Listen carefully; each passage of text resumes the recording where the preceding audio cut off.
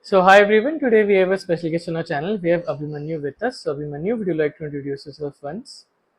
Sure, sir. Thank you for giving me this opportunity. So, guys, my name is Abhimanyu Trivedi, and right now I'm working as a software development engineer at Zscaler. Before this, I was working in one more company known as Fidelity Investment, and I have been in the domain of Java. I work on core Java, Spring Boot. Apart from this, I also like to do archery. I have represented like at various level, and I like reading books and novel and all those things. I have my own channel wherein I upload poems and all. So that's all about my intro part. Mhm. Nice, nice. So like he mentioned, he basically works at Zscaler, and today this video will be all about his journey to cracking Zscaler, like the interview experience, his preparation strategy, and everything in between. So Abhimanyu, would you like to start us off with your interview experience? Like what was the process like? How many rounds did you face? What all happened? Yeah, sure. The first round was obviously the online assessment. So in the online assessment, there were three questions, and I would say the questions level were like medium to hard side. I will say the questions were pretty on the harder side. Like if you need to crack it, you need to have a good understanding of DSA, and then once you qualify, then the second round, like you can call it round one because round zero was the online assessment. So the first round was with a software engineer working in a particular team. So the first round was mostly about DSA and also core subjects. Now I'm highlighting the core subject because like the weightage was equally given to both. So in this, they asked me a question related to linked list, and it was a pretty medium one, I would say. So you need to put some brain into it if you want to solve it. So I was able to solve the same in 10 minutes actually. So the interview was 45 minutes, and I was able to solve the DSA question in 10 minutes. After that, the rest of the time we talked about the core subject, like how the networking, how many layers are there in a computer network and all those things. Then we talked about data, DBMS. So this was all about the first round. Then the second round was pretty exciting one, and also it was challenging because here I faced a question that was completely new to me. I took a lot of time to solve it. So the question again, the interview was 45 minutes. So what I did was like initially came up with an approach, and that approach was pretty workable, but it was having like time complexity like higher than what the interviewer required. So like he asked me to optimize the same. It was related to matrix. So I optimized the like question, and we went through a couple of iteration, then dry runs. Dry run is an important part, I would say, because you need to show the interviewer that you are someone who can contribute, who can communicate. So I did the dry run for the question, after which I coded the final solution. So by that time 30 minutes were over, so I was able to clear all the test cases, and the interviewer was pretty satisfied with my solution. Then we moved on to the next part wherein he asked me again the computer network and DBMS and something related to oops actually. So I was asked to implement something in object oriented programming language. So this was all about the second round. Then I was pretty sure ki matlab like my rounds went well, I will surely get for the next round. And luckily I got the call for the next round also. It was a managerial round. In that round I was expecting some managerial question, but it started off with a DSA question. And in this round, I will say that the questions were more like DSA, like implementation. I was asked to implement DFS, BFS. I would say that in this round, they asked me almost all the data structures in like brief, I would say. And their main focus was on graph part. They asked me graph traversal, what is binary tree, can you traverse a binary tree, horizontal view, vertical view, all these kinds of questions were asked. They didn't expected me to code the solution. They just wanted me to tell the approach, like whether I know the approach or not, whether I know the data structures or not. So they asked me multiple questions related to it. After that, they started off with my project actually. So I have made few projects, starting from web development. I have worked on Stack during my college days. I have also done some small internship during my college days and projects also. So I was asked few questions on that also, like the implementation, how my project work, how the flow of my project is. Then they asked me about my another project that was based on blockchain. So I was also working on Solidity in my college. So I had my final year project in blockchain. So they asked me that questions on that also. So I answered them, and the interviewer was pretty satisfied. And then again, like, I waited for the next round, and the final round was the HR round. And I would say that the HR round was pretty simple. It was just 5 minute talk, like asking me whether I'm able to relocate or not, and giving me details, when is the internship gonna start, and all those things. And finally I got the selection letter. That was my interview journey during Zscaler interview. Mhm. Nice, nice, nice. So I want to know more about your preparation journey. Let's start off with DSA because, like you mentioned, DSA was a prominent part of the interviews, right? Every round had DSA, and like you mentioned, the difficulty of it was also medium to hard level. So, what was your DSA preparation like that you were able to, clear all the interviews? Yeah, sure. So I would say that DSA was most challenging for me in my first year, since I was coming from a non CS background. So in my first year, I would say that I was not doing much of DSA. I was focusing completely on doing development. So I did web development. I would say, like, during the entire 3 year, because fourth year I got placed, right? So 3 year, my focus was like divided into two part. One was for development, one was for DSA. So I have like given 75% of my time to, I would say, development, and 25% of my time to DSA, I would say. But in the 25% of the time, I was very serious, very straightforward. Like, I had a proper routine, and I used to follow that routine every day, and I was able to complete all the data structures. So when I joined my second year, I started off with hacker rank. So I was solving some very basic question, very basic, like, do this. There are two line mathematics, easy level question. Then I raised the bar. I went to Geeks for Geeks, and over there I started solving. So I solved around 600 questions on Geeks for Geeks. So the journey was pretty like rough, I would say. Sometime you are able to solve the question, sometime you are not able to solve the question. And what my prominent strategy was, I used to watch a lot of mock interview on various channels. Like, there are a lot of channels. On those, I used to watch the mock interview.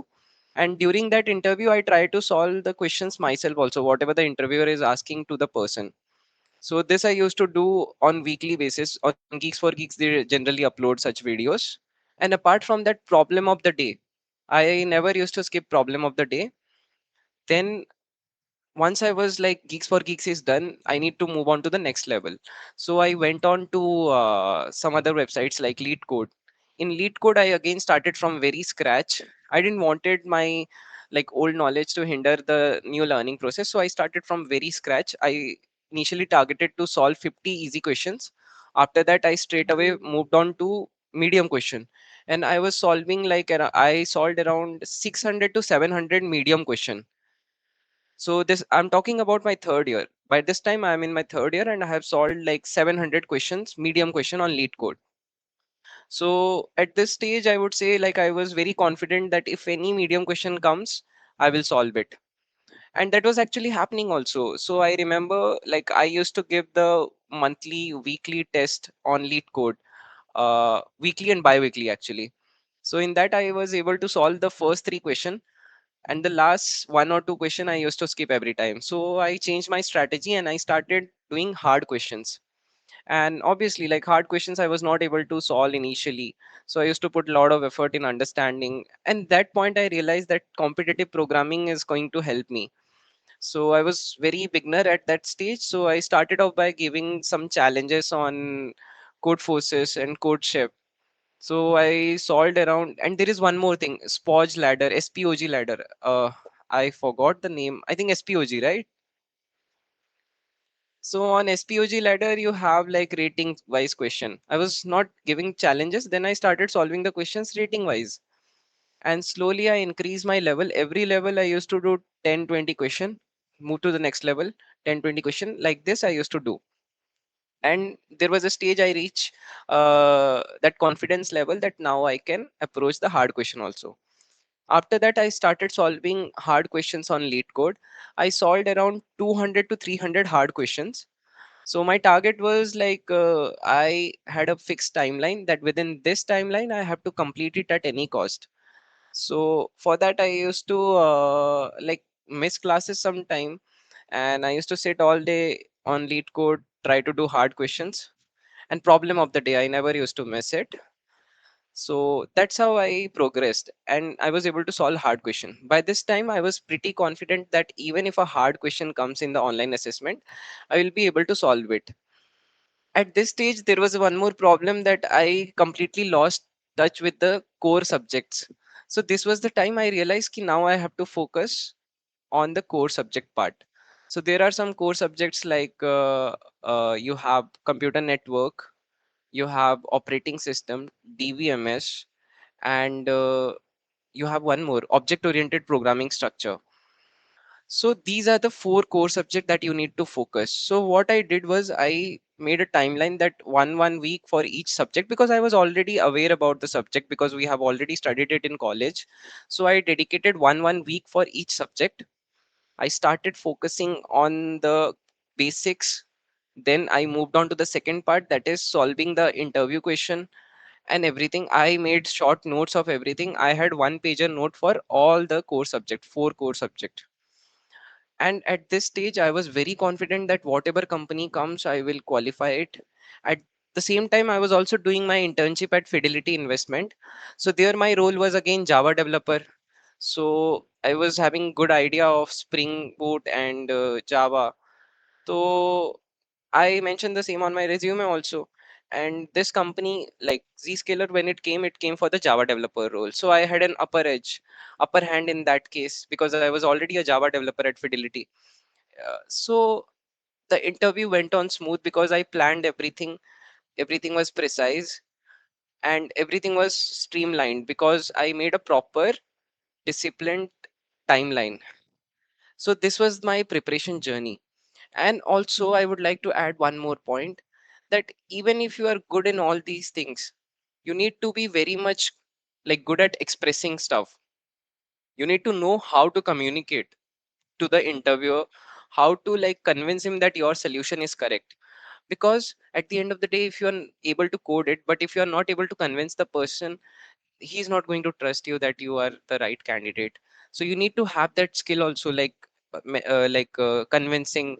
And you need to be very much of a team player. You can't be a lone wolf. So you need to learn those skills also. So that's how I progress in my journey. And also I would say that if you are someone who is in first year, then I would say that you need to enjoy your life in first year, then you can start off in the second year. In second year you can make your timeline. Like first you need to do DSA. Now why I'm not DSA, like web development or any sort of development. Now why I'm focusing on this part is because lot of company nowadays are not asking DSA at all in the online assessment. They are actually going for an approach wherein they will be giving you an assignment. Now did you knew about this, Ashish? Yeah, yeah, of course. We have JustPay that has this method. Yeah, so what they are doing is they are not asking you DSA anymore. They will just give you a hacker rank page wherein you need to code a front end or you need to make a API. So there is no more DSA. You do that question, like it, they will give you 1 hour to implement a API or to make a, like they will give you a photo and ask you to make this sort of front end page using React, HTML, CSS, whatever is the compulsion. And not just one company, many companies are doing this. Even Exactly. Even, uh, in fact, you have many companies nowadays that don't have DSA at all in the first round, like you mentioned. If you go for Cred, a company like Cred or JustPay, you'll see that the first round will be a design-oriented round, or like you mentioned, a web dev-oriented round. DSA might be there still somewhere, but it has not been as prominent as it was in the past, right? That's what I believe you're trying to say. Yeah. In fact, I remember Zscaler actually came twice to my college. The second time it came for Java developer, I got selected. But the first time it came for another role, that was C developer. And also one, there were two roles actually, C developer and front end developer. During that time, they asked the front end question in the OA.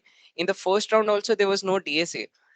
they asked to implement a front end in the interview, the face to face interview.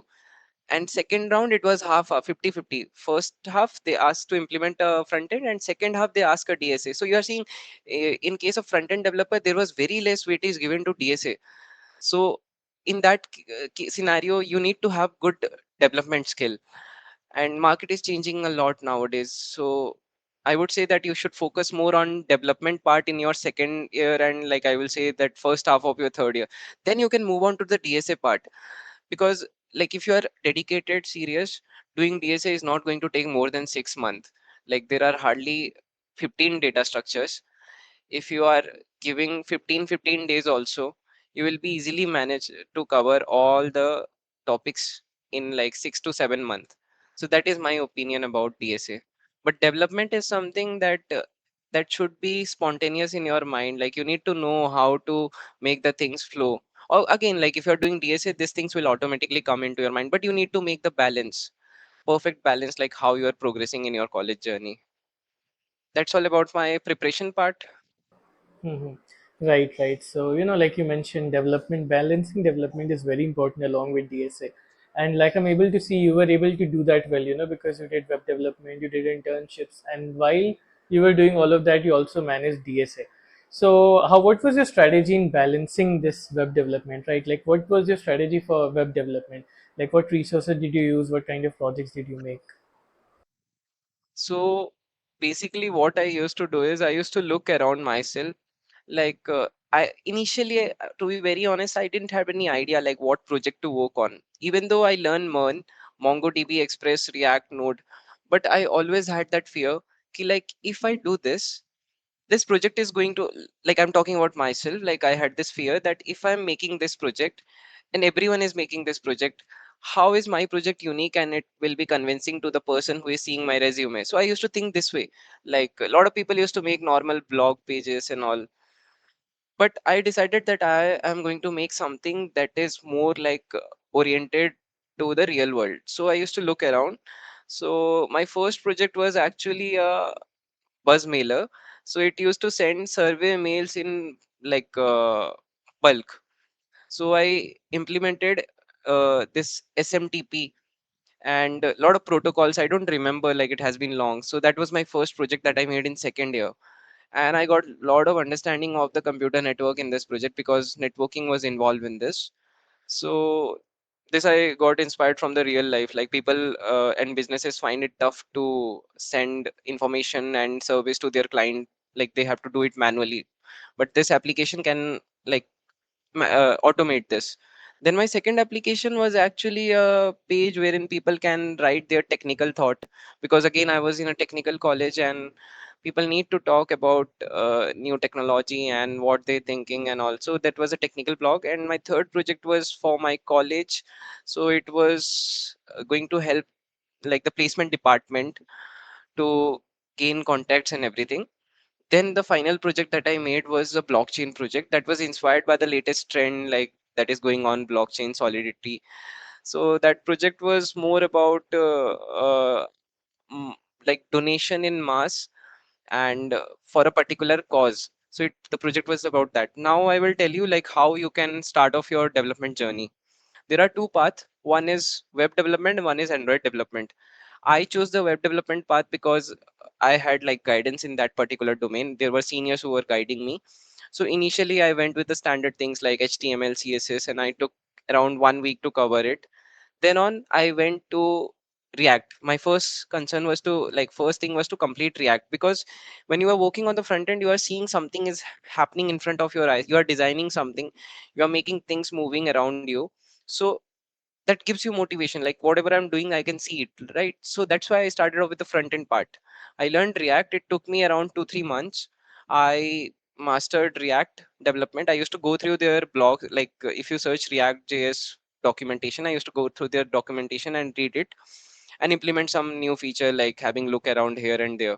Then I jumped to the backend part. I used Express and Node. I learned Express and Node, and then API development and everything. Then for database, I preferred MongoDB because at that time I thought it is easy to learn and it has like various like use cases. So I chose the MongoDB part. And I follow the same strategy, like going through the documentation, going through some YouTube videos if I get stuck. And this is how I was able to complete the development part.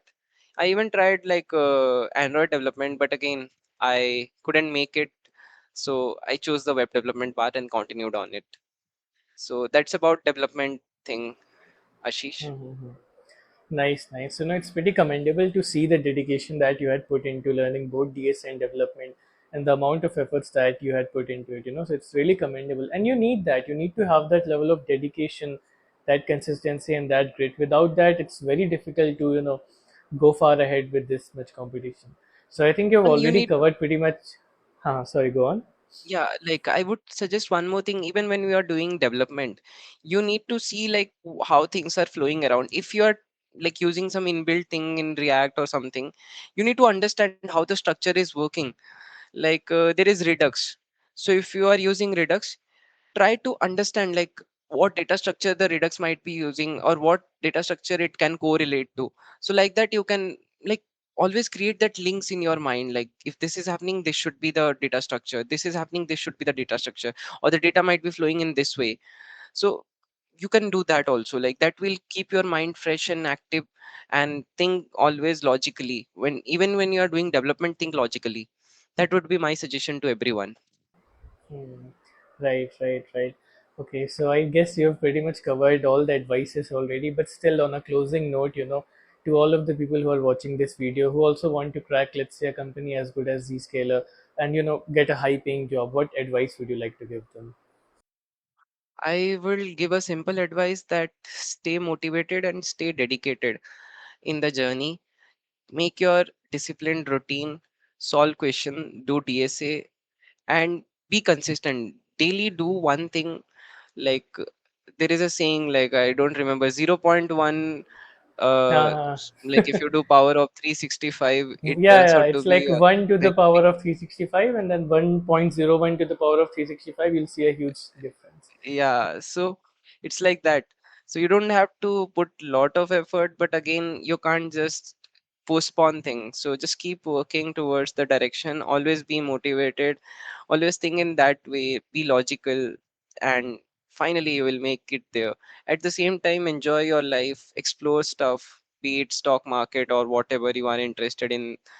Explore things, but at the same time, do your basic routine, that is doing your like preparation for the placement. That will be my advice. And also I would suggest you to explore new technology that are coming in market, because we are seeing a lot of things are coming, a lot of new languages are coming. So you can explore them. AI is coming. There are other things also that you can explore, freelancing, and lot of like you can take up projects, make money from it using freelancing. So use your time wisely, I will say. That instead of engaging in things that are not making you grow in your life, or that are stopping you, that are not productive, make your time pay for like your hard work. So if you are just wasting your time, then you are not making money also, neither you are getting any knowledge. So use your time wisely. That will be my advice. Mm. No, that's some great advice right there. And apart from all of this, if someone wants to connect with Abhimanyu directly, then I'll give his LinkedIn in the description.